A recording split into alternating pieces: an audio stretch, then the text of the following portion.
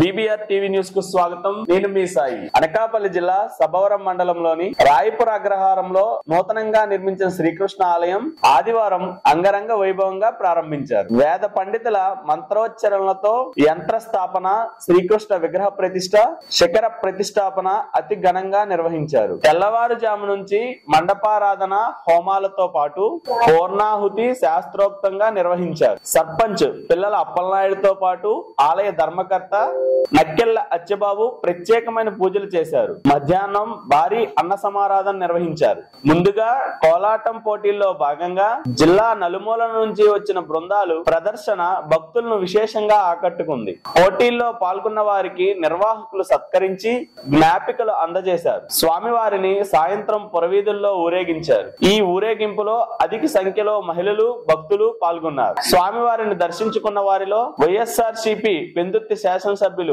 అన్నంరెడ్డి అదీప్ రాజు, శ్రీష, మాజీ ఎంపీపీ సబ్బవరపు ముత్యాల నాయుడు మహిళలు పెద్ద ఎత్తున దర్శించుకున్నారు. పాడేరులో ఓటుకు వినియోగంపై ప్రజల్లో మరింత అవగాహన కల్పించేందుకు శుక్రవారం నాడు దివ్యాంగులతో ప్రచార కార్యక్రమాన్ని చేపట్టారు. ఓటు వేయడానికి వెళ్తున్నాం అనే నినాదంతో దివ్యాంగులతో ఐటీడీఏ ముందు ర్యాలీ చేపట్టారు. రాజ్యాంగం కల్పించిన విలువైన ఓటు హక్కును ప్రతి ఒక్కరూ వినియోగించుకోవాలని ఈ సందర్భంగా కలెక్టర్ ఎం విజయ్ సునీత కోరారు. ఓటర్లో స్ఫూర్తి నింపాలని ఉద్దేశంతో దివ్యాంగులతో అవగాహన కార్యక్రమాన్ని చేపట్టమని ఆమె తెలియజేశారు. ఈ కార్యక్రమంలో joint collector Bhavana Vashishta, ITDA PO V Abhishek, sub collector P Dhatri Reddy, జిల్లా రెవెన్యూ అధికారి పద్మావతి, గిరిజన సంక్షేమ శాఖ special deputy collector VVS Sharma, జిల్లా మైక్రో ఇరిగేషన్ ఆఫీసర్ రహీం, వివిధ శాఖల అధికారులు పాల్గొన్నారు. దేశంలో మళ్లీ ఎన్డీఏదే అధికారమని, 400కు పైగా స్థానాలతో మోడీ గెలుస్తారని, రాష్ట్రంలోనూ బీజేపీ, టీడీపీ, జనసేనతో కూడిన ఎన్డీఏ ప్రభుత్వం అధికారంలోకి రాబోతుందని టీడీపీ అధినేత చంద్రబాబు నాయుడు అన్నారు. మా 3 పార్టీలు జెండాలు వేరైనప్పటికీ అజెండా మాత్రం ఒక్కటేనని, ప్రజల సంక్షేమం, అభివృద్ధి, ప్రజాస్వామ్య పరిరక్షణ లక్ష్యంగా పనిచేస్తామన్నారు. నేటి ఈ ప్రజాగలం సభ రాష్ట్ర పునర్నిర్మాణాన్ని భరోసా సభగా భావించాలని, ప్రజల ఆకాంక్షలను సాకారం చేసే సభ ఇది అని అన్నారు. ఆదివారం చిలకలూరిపేట సమీపంలోని బొప్పూడిలో జరిగిన ప్రజాగలం బహిరంగ సభలో చంద్రబాబు ప్రధాని నరేంద్ర మోడీపై ప్రశంసల జల్లు కురిపించారు. మోదీ ఒక వ్యక్తి కాదు, భారతదేశాన్ని విశ్వగురుగా మారుస్తున్న ఒక శక్తి అని అభివర్ణించారు. మోడీ అంటే సంక్షేమం, అభివృద్ధి అని అన్నారు. మోడీ అంటే సంస్కరణలు, భవిష్యత్తు. మోడీ అంటే ఆత్మగౌరవం, ఆత్మవిశ్వాసం అని చంద్రబాబు చెప్పుకొచ్చారు. ప్రపంచం మెచ్చిన నాయకుడు నరేంద్ర మోడీ అని, ప్రధానమంత్రి అన్నా యోజన, ఆవాస్ యోజన, ఉజ్వల యోజన, కిసాన్ సమ్మాన్ నిధి, పిఎం ఆయుష్మాన్ భారత్, జలజీవన్ లాంటి పథకాలతో సంక్షేమానికి కొత్త నిర్వచనం ఇచ్చారని కొనియాడారు. ఓవైపు సంక్షేమ పథకాలతో పాటు దేశాన్ని బలమైన ఆర్థిక శక్తిగా మార్చడానికి make in India, startup India, skill India, digital India, గతి శక్తి, భారత్ మాలా కార్యక్రమాలతో నరేంద్ర మోడీ అభివృద్ధి చేశారన్నారు. పెద్ద నోట్ల రద్దు, జీఎస్టీ వంటి సంస్కరణలతో దేశ ఆర్థిక ముఖ చిత్రాన్ని మార్చిన గొప్ప నేతని చంద్రబాబు కితాబిచ్చారు. ప్రధాని మోడీ నినాదం సబ్కా సాథ్, సబ్కా వికాస్, సబ్కా విశ్వాస్ అని. ఈ నినాదంతో దేశానికి నమ్మకాన్ని కలిగించిన శక్తివంతమైన నాయకుడని ప్రశంసలు కురిపించారు. కోవిడ్ సమయంలో ప్రపంచంలో ఎవ్వరూ చేయలేని విధంగా నాడు వ్యవహరించి మన ప్రాణాలను రక్షించారని, అలాగే 100 దేశాలకు వ్యాక్సిన్ ఇచ్చిన దేశ సమర్థతను చాటి చెప్పారన్నారు. ప్రపంచంలో 11వ స్థానంలో ఉన్న ఆర్థిక వ్యవస్థను 5వ స్థానంలోకి తెచ్చారని, రాబోయే రోజుల్లో 3వ స్థానంలోకి వస్తామన్న ఆశాభావాన్ని చంద్రబాబు వ్యక్తం చేశారు. అమెరికా, చైనా కంటే ధీటైన ఆర్థిక వ్యవస్థలు తీసుకొచ్చే శక్తి, సామర్థ్యం మోడీకే ఉన్నాయన్నారు. వికసిత్ ఏపీ మనందరి కల కావాలని చంద్రబాబు పేర్కొన్నారు. వికసిత భారత్ దిశగా దేశం దూసుకుపోతుందని, ఈ ప్రయాణంలో వచ్చే అవకాశాలను అందిపుచ్చుకొని ఏపీకి కూడా అభివృద్ధి చెందాలని ఆకాంక్షించారు. అందరూ నష్టపోయారు. I'm requesting honourable prime minister Modiji, Andhra Pradesh has suffered the worst due to bad governance, financial mismanagement and corruption. You will be shocked to know that collectorate offices, Raitu Bazar buildings, government colleges have been mortgaged.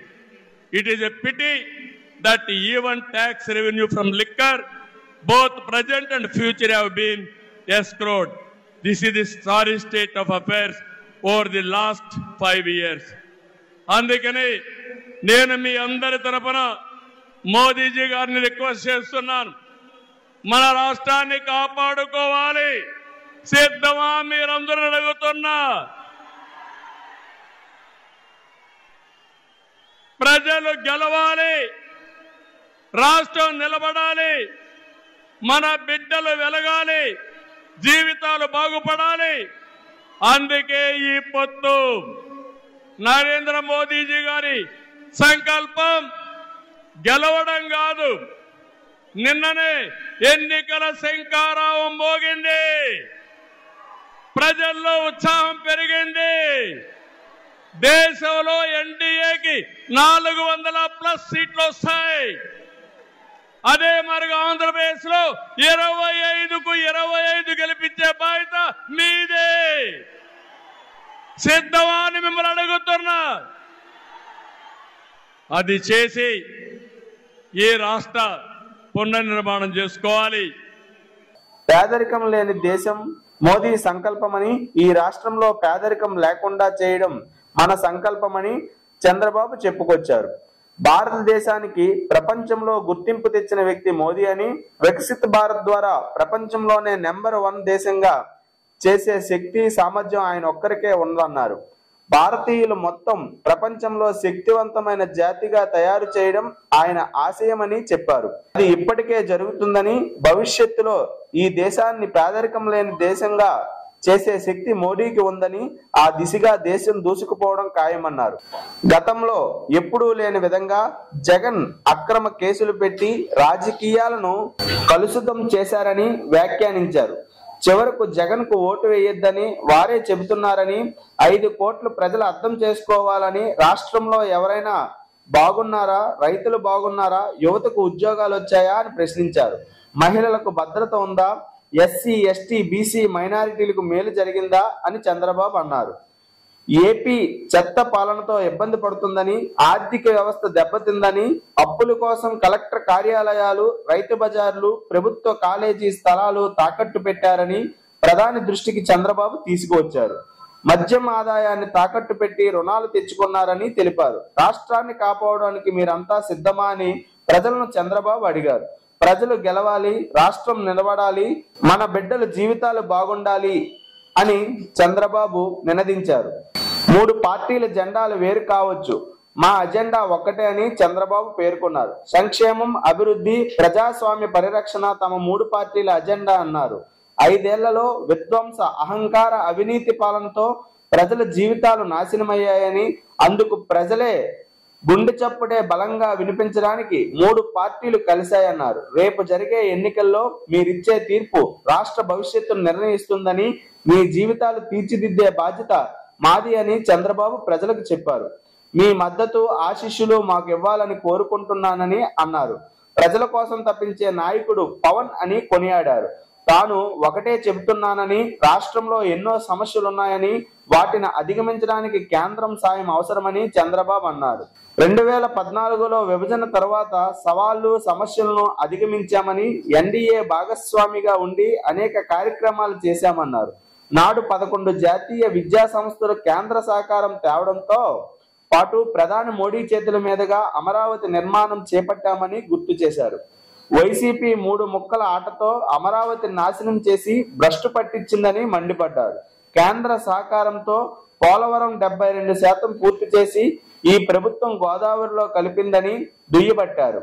ఇలా అన్ని ప్రాజెక్టులు నష్టపోయామని, చివరకు సహజ వనరులు దోచేశారని మండిపడ్డారు. Land, sand, wine అన్నింటిలో 1000 కోట్లు దోచుకున్నారని విరుచుకుపడ్డారు. జే బ్రాండ్ లెక్కరు ప్రజలు ప్రాణాలు పణంగా పెట్టి ఆదాయం పెంచుకున్న దుర్మార్గుడు జగనని, ఓటేసిన ప్రజలను పన్నుల భారంతో కాటేశాడని నిప్పులు చెలరేగారు. పెట్టుబడులు తరిమేశారని, 5 ఏళ్లుగా రోడ్లు, ప్రాజెక్టులు, ఉద్యోగాలు, ఉపాధి, అభివృద్ధి అన్న మాటే లేదని చంద్రబాబు విమర్శించారు.